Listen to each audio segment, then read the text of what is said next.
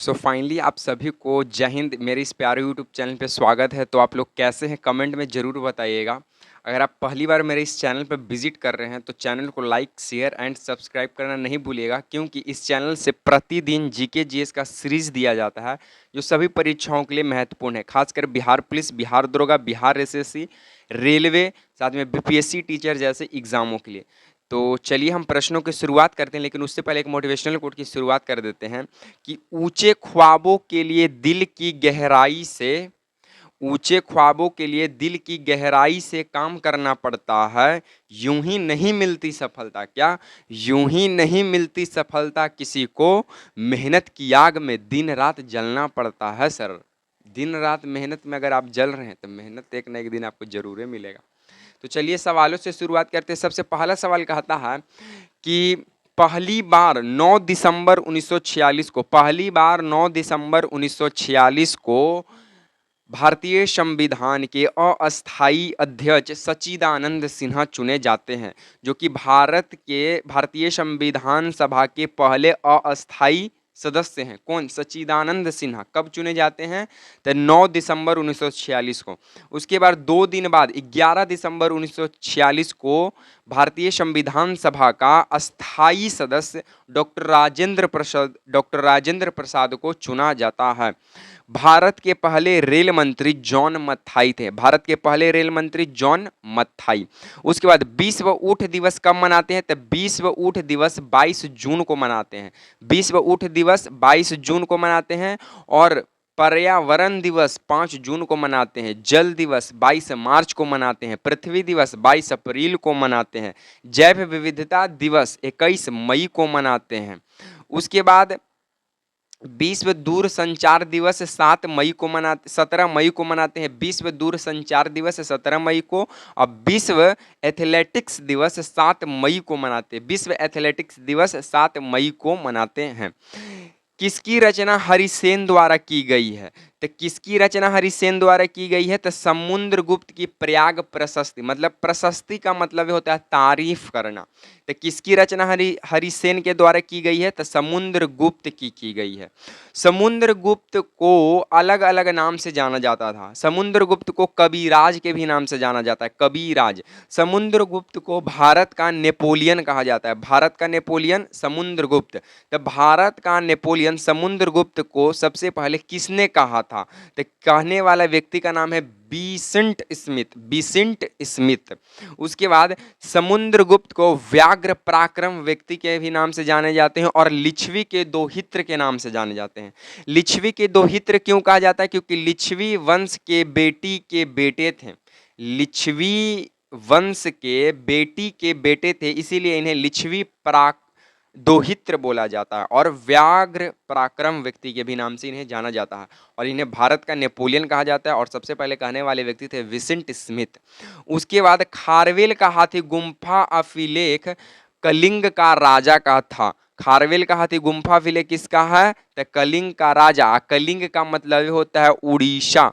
उड़ीसा के उदयगिरी पहाड़ी में है। उड़ीसा के उदयगिरी पहाड़ी में है। और ये ब्राह्मी लिपि में लिखा गया। ब्राह्मी लिपि में लिखा गया किसके? खारवेल का हाथी गुम्फा अभिलेख को। उसके बाद किस युद्ध में भारत में ब्रिटिश राज की औपचारिक नींव पड़ी? तो प्लासी का युद्ध। प्लासी के युद्ध में ही भारत का ब्रिटिश राज की औपचारिक नींव पड़ती है। और प्लासी का युद्ध 1757 ईस्वी में होता है। और प्लासी का युद्ध में अंग्रेजी सेना का नेतृत्व रॉबर्ट क्लाइव और वर्सेस बंगाल का नवाब सिराजुल उज-दौला और इनकी तरफ से लड़ाई करने वाले सेनापति मीर जाफर जो था वो था, और मीर मर्दान था। कौन था? मीर मर्दान। और इसमें जो इसका है जो ये जो बंगाल का जो नवाब था सिराजुद्दौला, इसका जो सेनापति था मीर जाफर, इसको बंगाल का गीदड़ का, क्लाइव का गीदड़ कहा जाता है, क्योंकि ये क्लाइव की तरफ से मिल गया था। इसी कारण ये युद्ध हार गया था। प्लासी का युद्ध में ये तीनों की हार हो गई थी। उसके बाद बक्सर का युद्ध 1764 में होता है। और इलाहाबाद की संधि इसके बाद एक साल बाद 1765 में होता है।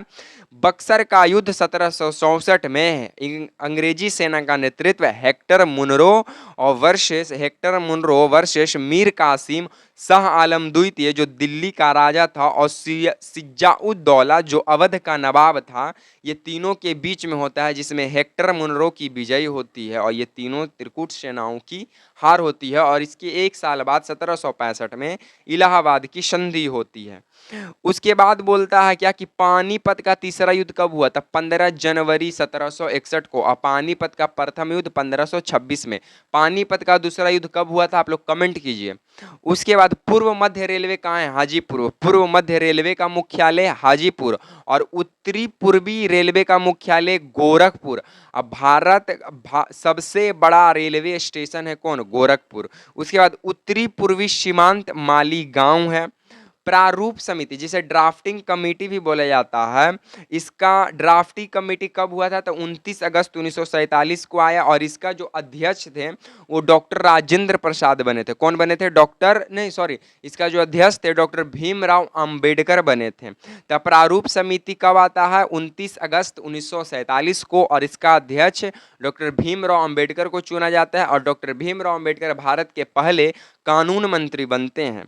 प्रारूप समिति में 7 सदस्य थे। प्रारूप समिति में कितने सदस्य थे? तो प्रारूप समिति में 7 सदस्य थे। कौन कौन थे? तो इसमें जो 7 सदस्य थे, पहला का नाम है कृष्ण स्वामी अय्यर। कृष्ण स्वामी अय्यर, कृष्ण स्वामी अय्यर। दूसरा का नाम है गोपाल स्वामी अय्यर। दूसरा का नाम है गोपाल स्वामी अय्यर। तीसरा का नाम है के एम मुंशी। तीसरा का नाम है के एम मुंशी। चौथा का नाम है मोहम्मद सादुल्ला। चौथा का नाम मोहम्मद सादुल्ला। और पांचवा बीएल मित्रा और सातवां माधवराव और डीपी खेतान। एक थे डीपी खेतान। बीएल जो मित्र थे वो रिजाइन मारे थे, इसके जगह माधवराव आए। और एक डीपी खेतान थे जिनका मृत्यु हो गया था। और इनके मृत्यु के बाद फिर आते हैं टीटी कृष्णाचारी। कौन आते हैं? टीटी कृष्णाचारी। तब प्रारूप समिति के 7 सदस्य थे। 7 सदस्य में से बीएल मित्र जो है वो रिजाइन मारते हैं और इनके जगह पे आते हैं माधवराव। और एक थे डीपी खेतान जिनका मृत्यु हो जाता है, इनकी जगह पे आते हैं टीटी कृष्ण मुरारी। टीटी कृष्णचारी। उसके बाद भारत में किस चीनी यात्री ने records of the travel to middle India नामक डायरी लिखा था? तो वो व्यक्ति था हेनसांग। और हेनसांग चीनी यात्री था और इसे तीर्थ यात्रियों का राजकुमार कहा जाता है। इसे तीर्थ यात्रियों का राजकुमार कहा जाता है। किसे? हेनसांग का। और ये हर्षवर्धन के समय पे आया था। तो पूछेगा हेनसांग किसके समय पे आया था? हर्षवर्धन के समय पर आया था। और इसने बुक लिखा था जिसका नाम था सी यू की। हेनसांग का बुक का नाम है सी यू की। ये फाहियान का बुक का क्या नाम है? तो को यूं की। फाहियान का बुक का क्या नाम है? को क्यों की। उसके बाद पक्षियों का अध्ययन ओरिएंथोलॉजी कहलाता है। पक्षियों का अध्ययन ओरिएंथोलॉजी। कवकों का अध्ययन माइकोलॉजी। कवकों का अध्ययन माइकोलॉजी। शैवालों का अध्ययन एल्गोलॉजी। शैवालों का अध्ययन एल्गोलॉजी।